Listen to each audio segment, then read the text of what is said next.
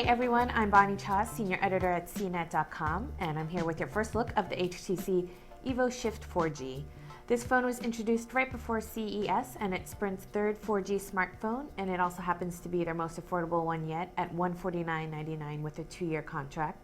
Now, the cheaper price usually comes with some trade-offs, and it's true that the Evo Shift doesn't have a couple of the higher-end features, but it's still got a lot going for it. I'm going to start with the design first.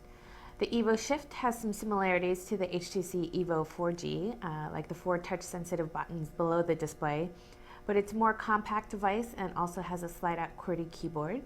I know style is a personal thing, but I happen to like the smaller form factor, even though it means you get a smaller display. The touchscreen is still sharp and bright, so that fact wasn't a huge issue for me. I also like that the phone has a very solid premium feel to it, unlike the Samsung Epic 4G, which felt plasticky and slick. I do have to say that the Epic 4G still has the better keyboard, but the Evo Shift isn't bad either. The buttons are a bit smaller and flatter, but there's a decent amount of space between them, so I didn't have too many mispresses. The D-pad here on the lower right side is also small enough so that it doesn't make it awkward to use the keyboard.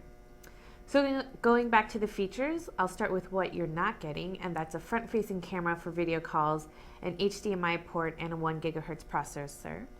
What you are getting is Android 2.2 with HTC Sense, 4G with mobile hotspot capabilities, and a 5-megapixel camera.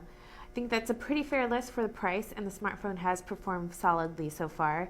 Even though it's using an 800 megahertz processor, the Shift has been responsive and running smoothly. Call quality was also good, but speakerphone calls sounded a bit tinny.